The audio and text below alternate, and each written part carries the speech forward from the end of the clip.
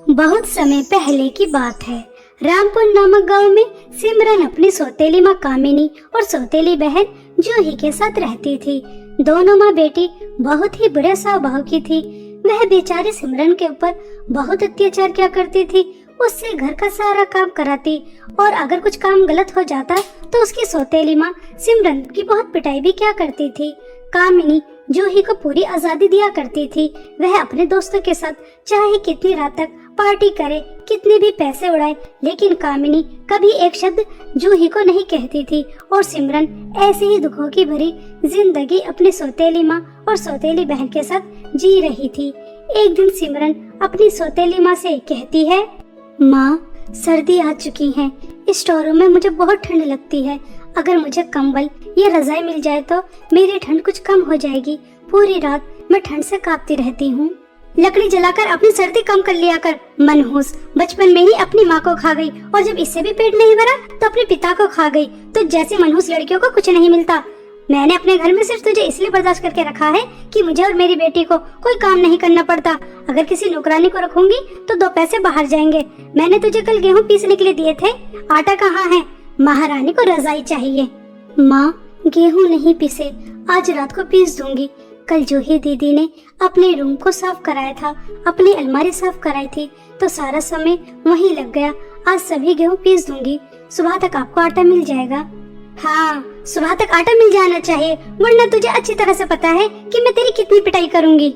ऐसा कहकर कामिनी वहाँ से चली जाती है और सिमरन झाड़ू पोंछा, कपड़े धोना, इस्त्री करना, सब काम करके अपने स्टोर रूम में अपने हिस्से का खाना लेकर चली जाती है और गार्डन से कुछ लकड़ियाँ इकट्ठा करती है और उन्हें जलाकर उसी के सामने बैठकर खाना खाती है। और कुछ समय बाद आग के सामने बैठकर ही सारे गेहूं चक्की पर पीसती है।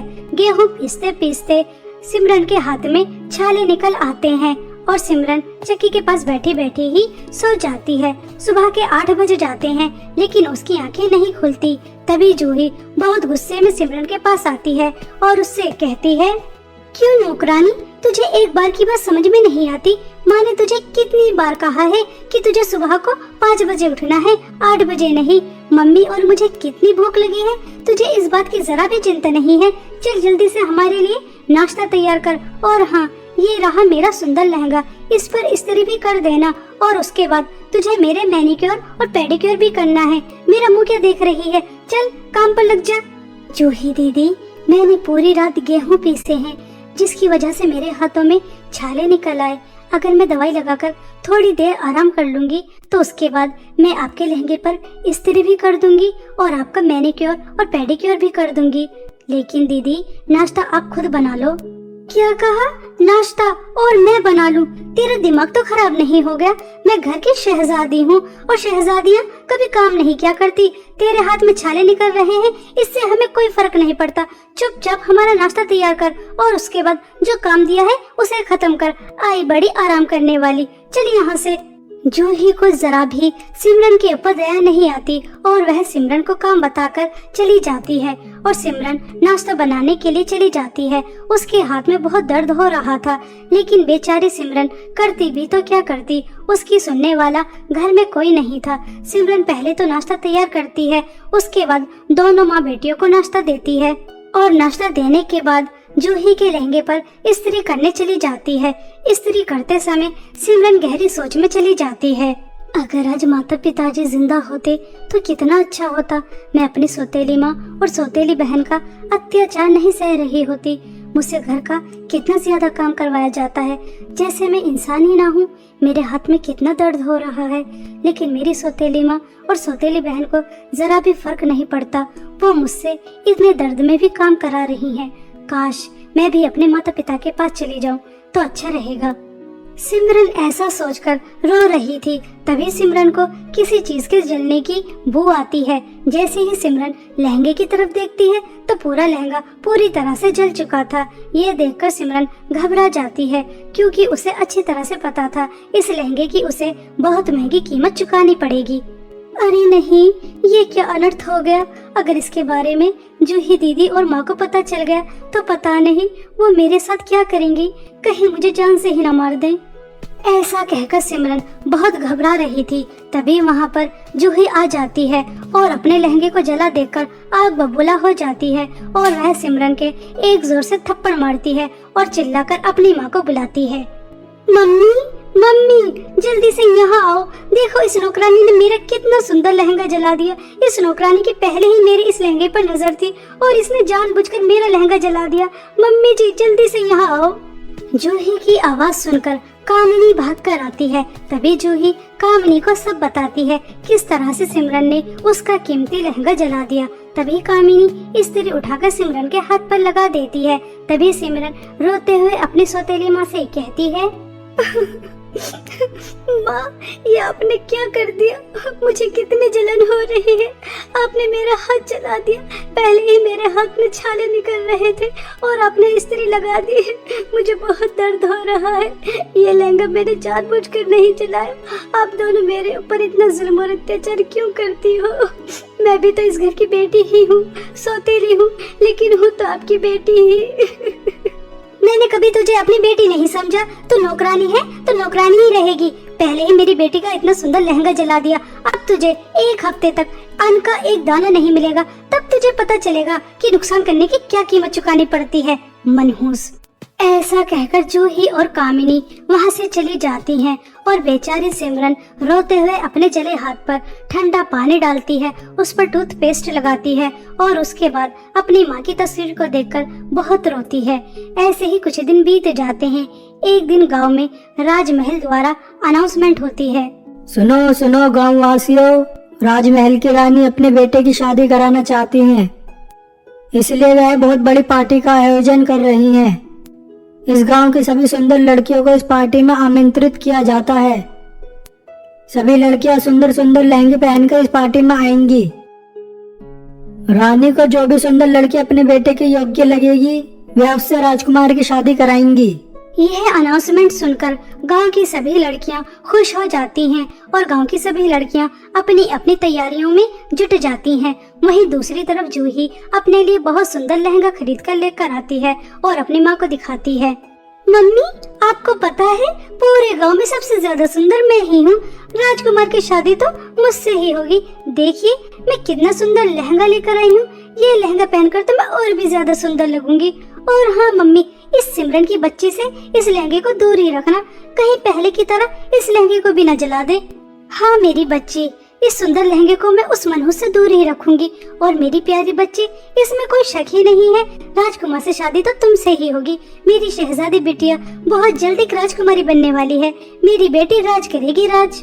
ऐसा कहकर दोनों माँ बेटी बहुत खुश होती हैं और जूही अपने लहंगे को अपने रूम में रखने चली जाती है। यह बातें सुनकर सिमरन को बहुत दुख होता है। गांव की सभी सुंदर लड़कियां लहंगे पहनकर राजमहल में जाएंगी और वह नहीं जा पाएगी। यह सोचकर सिमरन अपने माता पिता को याद कर कर बहुत रोती है। माँ, आप हमेशा कहती थी कि मेरी शादी एक राजकुमार से होगी, क्योंकि मैं किसी राजकुमारी से कम नहीं लगती। देखिए ना माँ, आपकी बेटी के साथ क्या हो रहा है। आपको तो स्वर्ग से सब दिखाई दे रहा होगा कि मेरी सौतेली माँ और सौतेली बहन मेरे ऊपर कितना जुल्म करती है। ऐसा कहकर सिमरन बहुत रोती है। तभी उसके स्टोर रूम में बहुत सुंदर एक परी आती है और वह परी सिमरन से कहती है, सिमरन तुम्हें उदास होने की जरूरत नहीं है। तुम्हारी माँ ने तुम्हारी पुकार सुन ली है। उन्होंने मुझे तुम्हारी मदद के लिए तुम्हारे पास भेजा है। तुम्हारी माँ ने तुम्हारे लिए ये सुंदर जादुई लहंगा दिया है। इसे पहनकर तुम राजमहल जाओगी। सच में परी, तुम्हें मेरी माँ ने मेरी मदद के लिए भेजा है। मेरी माँ कितनी अच्छी है। परी, आपको पता है पूरे संसार में माँ से अच्छा कोई नहीं होता। परी, तुम्हारा भी बहुत बहुत धन्यवाद। आप मेरे लिए मेरी माँ का आशीर्वाद लेकर आई हैं इस जादुई लहंगे के रूप में। अब मैं इस जादुई लहंगे को पहनकर राजमहल में जाऊंगी। मैं बहुत खुश हूँ। सिमरन को जादुई लहंगा देकर परी गायब हो जाती है और जैसे ही सिमरन वह जादुई लहंगा पहनती है तो सिमरन बहुत ही ज्यादा सुंदर हो जाती है, बिल्कुल एक राजकुमारी की तरह। उसके जितने भी जख्म होते हैं वो भी ठीक हो जाते हैं और अब वह दिन भी आ ही जाता है जिस दिन गांव की सभी लड़कियों को सुंदर सुंदर लहंगे पहनकर राजमहल की पार्टी में जाना था। गांव की सभी लड़कियां और जूही बहुत अच्छे से तैयार होकर राजमहल चली जाती हैं और कुछ समय बाद सिमरन भी अपना जादुई लहंगा पहनकर राजमहल चली जाती है। सिमरन बिल्कुल भी किसी के पहचानने में नहीं आ रही थी। तभी सिमरन को देखकर जूही अपनी माँ से कहती है, मम्मी ये सुंदर लड़की कौन है? आज से पहले तो मैंने कभी अपने गांव में इतनी सुंदर लड़की नहीं देखी, तो फिर ये कौन है? अरे बेटा, ये कोई आम लड़की नहीं है, ये किसी राजघराने की लड़की दिखती है। जरूर रानी ये राजकुमार से मिलने आई होगी। तुम चिंता मत करो, राजकुमार से तो शादी तुम्हारी ही होगी। वहीं दूसरी तरफ सिमरन बहुत खुश थी। वह राजमहल में बहुत एंजॉय करती है। कुछ समय बाद राजकुमार और रानी भी आ जाते हैं। राजकुमार की नजर जैसे ही सिमरन पर जाती है, वह पहले ही नजर में सिमरन को पसंद करने लगे थे। राजकुमार राजमहल में उपस्थित सभी लड़कियों को छोड़कर सिमरन के पास जाते हैं और उसे डांस के लिए पूछते हैं। सिमरन राजकुमार के साथ डांस करने के लिए तैयार हो जाती है और दोनों डांस करते हैं। रानी समझ जाती है कि राजकुमार को सिमरन पसंद है, इसलिए कुछ समय बाद रानी एक अनाउंसमेंट करती है, हमने इस पार्टी का आयोजन जिस मकसद के लिए किया था वह हमारा पूरा हो चुका है। हमारे बेटे राजकुमार के लिए हमें लड़की मिल चुकी है। हम अपने बेटे राजकुमार की शादी सिमरन से कराना चाहते हैं। यह अनाउंसमेंट सुनकर सिमरन खुश हो जाती है कि उसकी शादी एक राजकुमार से होगी। उसकी माँ ने जो बचपन में कहा था वह बात पूरी हो गई। कामनी और जूही को भी पता चल जाता है कि सुंदर दिखने वाली लड़की कोई राजघराने की बेटी नहीं थी, ये तो सिमरन है जिसे उन्होंने नौकरानी बना के रखा था। दोनों माँ बेटी हाथ मलती रह जाती हैं। उन्होंने क्या क्या सोचा था, उन्हें कुछ भी नहीं मिलता और उन्हीं के सामने बहुत धूमधाम से सिमरन की शादी राजकुमार से हो जाती है। आज सिमरन बहुत खुश थी कि वह अपनी सौतेली माँ और सौतेली बहन के जुल्म और अत्याचार से बाहर निकल आई, सिर्फ जादुई लहंगे की मदद से। बहुत समय पहले की बात है। आरोही अपने माता पिता के साथ खुशी खुशी दिल्ली शहर में रहा करती थी। गर्मियों की छुट्टी थी, इसलिए आरोही अपने माता पिता के साथ गांव घूमने अपने चाचा चाची के घर रामपुर जा रही थी। आरोही बहुत ज्यादा खुश थी और पूरे रास्ते अपने माता पिता से बातें कर रही थी। मम्मी पापा, कितने दिन बाद हम गांव घूमने जा रहे हैं। मैं तो वहाँ जाकर बहुत एंजॉय करूँगी, भाग जाऊंगी, वहाँ पर आम खाऊंगी, लीची खाऊंगी, सुबह सवेरे उठूंगी, चिड़ियों की आवाज सुनूंगी, अच्छा अच्छा मौसम देखूंगी। गांव में कितना ज्यादा मजा आता है, थोड़े से दिन कब बीत जाते हैं पता ही नहीं चलता। हाँ आरोही बेटा, तुम बिल्कुल ठीक कह रही हो। गांव में बहुत ज्यादा मजा आता है और तुम वहाँ जाकर बहुत एंजॉय करना। तुम खुश तो हम भी खुश। तुम्हारी खुशी के लिए ही तो गांव जा रहे हैं, वरना तुम तो जानती हो तुम्हारे पापा को बिल्कुल भी टाइम नहीं था। इस तरह हंसी खुशी पूरा परिवार गांव की ओर बढ़ रहा था, लेकिन किसको क्या पता था कि आगे उनके साथ क्या होने वाला है, क्या दुर्घटना घटने वाली है। इस हंसते खेलते परिवार को किसकी नजर लगने वाली है। कुछ ही समय बाद एक हादसा होता है। जिस कार में आरोही जा रही थी अपने माता पिता के साथ, उस कार का एक्सीडेंट हो जाता है और उस एक्सीडेंट में आरोही के माता पिता की तुरंत ही मृत्यु हो जाती है।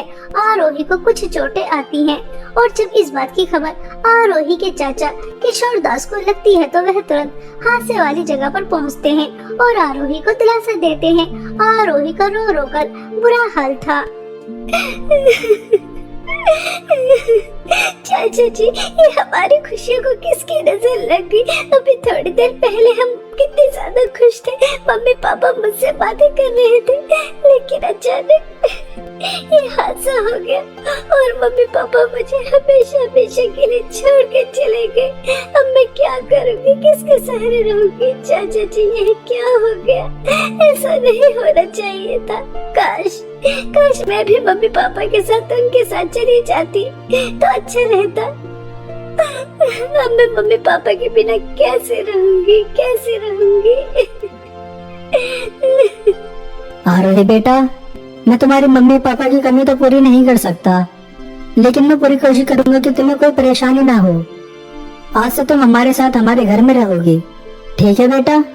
इस तरह आरोही के चाचा आरोही को दिलासा देते हैं लेकिन दूर खड़ी आरोही की चाची महिमा वह आग बबूला हो रही थी। कुछ समय बाद आरोही के माता पिता का दाह संस्कार हो जाता है। घर जाने के बाद महिमा अपने पति से कहती है, देखो जी, आपने इस मनहूस की जिम्मेदारी उठाने का फैसला तो कर लिया है, लेकिन मैं आपसे पहले ही कह देती हूँ कि अगर ये हमारे साथ रहेगी हमारे घर में तो जैसा मैं कहूँगी वैसा ही करना पड़ेगा, वरना इस मनहूस का हमारे घर में कोई ठिकाना नहीं है। कह दीजिए चली जाएगी शहर और वहीं रह लेगी। हमने कोई ठेका नहीं लिया इस अनाथ का पालन पोषण करने का। हमारे भी अपने बच्चे हैं, उनका भी पालन पोषण करना है। पैसे पेड़ पे तो नहीं लग रहे हैं। अरे भाग्यवान, तू कैसी बातें कर रही है? अभी तो बेचारी ने अपने माता पिता को खोया है और तू कैसी बातें कर रही है? इस मनहूस को आए भी 1 घंटा नहीं हुआ और अभी से आपने इस मनहूस की साइड लेनी शुरू कर दी। मुझे सब दिखाई दे रहा है कि आपको तो बस अपनी भतीजी ही प्यारी है। देखो जी, मैं आपसे एक बार फिर कह रही हूँ, अगर आपने इसकी साइड ली और मेरे काम में दखल अंदाजी की तो मैं अपने बच्चों को लेकर मई के चली जाऊंगी और कभी वापस नहीं आऊंगी। चाहे कितना भी बुलाते रहना, मेरे पैर भी पड़ जाना, लेकिन मैं वापस नहीं आऊंगी। ये मेरी आखिरी वार्निंग है, इसे अच्छी तरह समझ लीजिए। आहिस्ता आहिस्ता चाचा और चाची में झगड़ा बढ़ जाता है। यह देखकर आरोही को बहुत दुख होता है। तभी आरोही अपनी चाची से कहती है, चाची जी, आप चाचा जी से झगड़ा मत कीजिए और आपको कहीं जाने की कोई जरूरत नहीं है। आप जैसा कहेंगी मैं वैसा ही करूंगी। और चाचा जी प्लीज, आप भी मेरी वजह से झगड़ा मत कीजिए। मुझे बिल्कुल भी अच्छा नहीं लग रहा कि मेरी वजह से आप दोनों लड़ रहे हैं। चाची जी, मुझे क्या करना होगा बता दीजिए। अभी भी तो आया और पहाड़ के नीचे। चल जल्दी से घर की सफाई कर और उसके बाद बर्तन भी साफ करने हैं। और हाँ, कपड़े मत भूल जाना, बहुत सारे कपड़े गंदे पड़े हैं, वो भी धुलने हैं। और ये क्या ड्रामा दिखा रही है, आंसू दिखा रही है? मैं तेरे इन आंसू से डरने वाली नहीं हूँ। चल जल्दी से काम पर लग जा और उसके बाद तुझे तेरे हिस्से का खाना मिल जाएगा, मनहूस। बेचारी आरोही, अभी वह अपने माता पिता के गम से बाहर भी नहीं निकली थी कि उसे अपनी चाची का अत्याचार सहना भी पड़ता है। आरोही ने आज से पहले कभी काम नहीं किया था। वह तो बस पढ़ाई करती थी और अपने दोस्तों के साथ खेलती थी, कूदती थी। लेकिन माँ पिता की मृत्यु के बाद उसे अब ये सब काम भी करने पड़ते हैं। वह बहुत मुश्किल से घर की सफाई करती है और उसके बाद बर्तन साफ करती है। और जैसे ही कपड़े धोने के लिए जाती है तो पानी नहीं होता। तभी वह अपनी चाची के पास जाती है और कहती है, चाची जी, मटके में थोड़ा पानी था, उससे मैंने बर्तन तो साफ कर दिए, लेकिन मुझे और पानी नजर नहीं आ रहा। कपड़े कैसे धोऊं समझ में नहीं आ रहा। हाँ मनहूस, मुझे पता है कि पानी नहीं है और हमारे घर में पानी तुम्हारे घर की तरह नहीं आता। जैसे शहर में टोटी लगी होती है, हमारे यहाँ पर नदी पर जाकर पानी भर के लेकर आना होता है और उससे काम करते हैं। और कपड़े हम नदी पर जाकर धोते हैं। इससे सारे गंदे कपड़े उठा, नदी पर जा और उन्हें धो के लेकर आ। और कहीं पर भी दाग धब्बा नहीं होना चाहिए, साफ सुथरे होने चाहिए। समझ रही है ना? तभी तुझे खाने के लिए मिलेगा, वरना सोच ले रोटी का एक निवाला नहीं मिलने वाला। आरोही रोते हुए सभी गंदे कपड़े उठाती है और नदी पर धोने चली जाती है और वहां जाकर बहुत मुश्किलों से उन कपड़ों को धोती है और रोती रहती है। और उसके बाद घर आ जाती है। महिमा अपने पति और अपने बच्चों के साथ खाना खा रही थी और दूर खड़ी आरोही देख रही थी। तभी महिमा का छोटा बेटा राहुल आरोही से कहता है, दीदी दीदी, आप दूर क्यों खड़ी हैं? सुबह से आप बस काम ही कर रही हैं, कुछ खाया भी नहीं है। आ जाइए, हमारे साथ बैठकर खाना खाइए। कोई जरूरत नहीं है इस मनहूस नौकरानी को हमारे पास बुलाने की। जब हम सब खाना खा लेंगे उसके बाद ही हमारे आगे का बचा कुचा खाएगी। यही इसकी औकात है, इससे ज्यादा नहीं। और तू ज्यादा दीदी का चमचा मत बन, आज के बाद मैं तुझे इससे बोलता हुआ ना देख लूं। ऐसा कहकर महिमा अपने बेटे को चुप कर देती है और उसके बाद सभी खाना खाकर चले जाते हैं। और बेचारी आरोही उनके आगे का बचा कुचा खाती है और अपने माता पिता को याद कर बहुत रोती है। ऐसे ही रोज रोज आरोही के ऊपर अत्याचार हो रहे थे और हमेशा की तरह आज भी आरोही नदी के पास कपड़े धो रही थी कि तभी महिमा की एक ब्रांडेड साड़ी नदी में बहकर दूर चली जाती है, जिसे देखकर आरोही बहुत ज्यादा रोती है। अरे नहीं नहीं, यह क्या अनर्थ हो गया। चाची जी की ब्रांडेड साड़ी नदी में बहकर दूर चली गई और अगर चाची जी को पता चला तो वह तो मुझे मार मार कर जान से ही मार देंगी। मैं क्या करूं? चाची जी की साड़ी कैसे वापस लेकर आऊं? ऐसा सोचकर आरोही बहुत रो रही थी और वह दोपहर से शाम तक बैठी रहती है, क्योंकि उसे बहुत अच्छी तरह से पता था कि अगर वह घर जाएगी तो उसकी बहुत ज्यादा पिटाई होगी। लेकिन और वह कर भी क्या सकती थी, उसे घर भी जाना था। आरोही बहुत हिम्मत करती है और घर चली जाती है और अपनी चाची को बता देती है कि कैसे उनकी साड़ी बहकर दूर चली गई। जब वह यह सुनती है तो गुस्से में लाल पीली हो जाती है और आरोही की बहुत ज्यादा पिटाई करती है और उसके बाद उससे कहती है, मनहूस, वह साड़ी मेरी फेवरेट थी और मेरी सबसे ज्यादा महंगी थी। तूने उसे इतनी आसानी से नदी में बहा दिया। जरूर यह तूने जानबूझकर किया है। नहीं नहीं चाची जी, मैंने जानबूझकर नहीं किया। मैं तो सभी कपड़े धोकर घर वापस आ रही थी, लेकिन तभी बहुत तेज हवा चली और आपकी साड़ी उड़कर नदी में गिर गई। मैंने उसे निकालने की बहुत कोशिश की, लेकिन वह बहुत दूर जा चुकी थी। आप मेरी बात का भरोसा कीजिए, मैंने ये सब कुछ जानबूझकर नहीं किया। हाँ, मैं तो जैसे मनहूस को बहुत अच्छी तरह से जानती हूँ कि ये तूने जानबूझकर ही किया है। मैं कुछ नहीं जानती कि वह साड़ी तू मुझे कैसे लाकर देगी, लेकिन मुझे वह साड़ी जरूर चाहिए। अगर तूने मुझे वह साड़ी लाकर नहीं दी तो सोच लेना कि मैं तेरा क्या हाल करूँगी। इस घर में तो तुझे मैं रहने ही नहीं दूंगी, लेकिन तेरा हाथ पैर भी तोड़ दूंगी और तेरी पूरी शक्ल भी बिगाड़ दूंगी। किसी को मुँह दिखाने के काबिल नहीं बचेगी। इसलिए जा और मेरी साड़ी लेकर आ। चाची जी, रात बहुत हो रही है। जंगल में नदी के पास इतनी रात को जाऊंगी तो अगर कोई खतरनाक जानवर आ गया और उसने मुझे अपना शिकार बना लिया। जानवर तुझे अपना शिकार बनाए या ना बनाए, अगर तू मेरी साड़ी लेकर नहीं आई तो तुझे मैं अपना शिकार जरूर बना दूंगी। इसलिए चुपचाप जा और मेरी साड़ी लेकर आ। आरोही रोते हुए जंगल की ओर जा रही थी और अपने माता पिता को बहुत ज्यादा याद कर रही थी। पिताजी, आप दोनों मुझे अकेले छोड़कर क्यों चले गए? काश उस कार एक्सीडेंट में मैं भी आप लोगों के साथ मर जाती तो कितना अच्छा रहता। कम से कम मुझे आज चाची का इतना अत्याचार तो सहना नहीं पड़ता। उन्होंने मुझे इतनी रात को घर से बाहर निकाल दिया। अब मैं उनकी साड़ी कहाँ से लेकर आऊंगी? अगर साड़ी नहीं लेकर आई तो वो मुझे अपने घर में रहने तो देंगे ही नहीं, साथ में पिटाई भी बहुत ज्यादा करेंगी। आज मुझे आप लोगों की बहुत याद आ रही है। इस तरह आरोही रोते हुए नदी तक पहुंच जाती है, लेकिन वहां जाकर आरोही देखती है तो पूरा नजारा बदला हुआ ही होता है, क्योंकि आरोही देखती है कि उसके सामने दो नदी हैं। एक तरफ सोने के मटके बह रहे थे तो दूसरी तरफ चांदी के मटके बह रहे थे, जिसे देखकर आरोही कहती है, अरे यह मैं क्या अद्भुत नजारा देख रही हूँ। मेरे सामने सोने और चांदी के मटके की नदी, लेकिन दोपहर तक तो ऐसा कुछ भी नहीं था। दोपहर तो यहाँ पर सादा पानी बह रहा था, लेकिन अचानक ये सब क्या? आरोही ऐसा कह ही रही थी कि तभी जादू सोने के मटके की नदी से आवाज आती है, यह वह नदी नहीं है जिसके बारे में तुम बात कर रही हो। तुम रास्ता भटक गई हो और तुम यहाँ आ गई। चलो अच्छा ही है कि कोई इंसान यहाँ तो आया। मैं इस जादू सोने के मटके की नदी हूँ और इस सोने के मटके के अंदर एक चुड़ैल है जो बहुत ही ज्यादा खतरनाक है। वह कैद है और जैसे ही वह चुड़ैल आजाद हो जाएगी तो तुम्हें बहुत सारी धन दौलत देगी, इतनी सारी धन दौलत कि तुम्हारी जिंदगी में कभी किसी चीज की कोई कमी नहीं होगी। लेकिन वह चुड़ैल आजाद होकर तबाही भी मचा सकती है, लेकिन वह तुम्हें कुछ नहीं कहेगी। मैं कब से किसी इंसान का इंतजार कर रही थी, लेकिन कोई यहाँ पर आता ही नहीं था। चलो अच्छा है कि जाने अनजाने में तुम यहाँ आ गई। मैं जादू चांदी के मटके की नदी हूँ और जादू चांदी के मटके के अंदर एक बहुत सुंदर परी है जिसे एक चुड़ैल ने कैद किया है।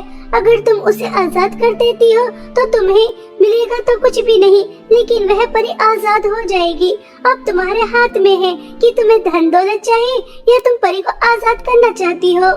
जादू सोना चांदी के मटके की नदी, मैं धन दौलत का लालच नहीं करूंगी। धन दौलत के लालच में आकर एक खतरनाक चुड़ैल को आजाद नहीं करूंगी, बल्कि मैं एक अच्छी परी को आजाद करूंगी। चाहे इसके बदले मुझे कुछ भी ना मिले, मैं बुरा काम कभी नहीं करूंगी। इसलिए मैं जादू चांदी के मटके की परी को आजाद करना चाहती हूँ।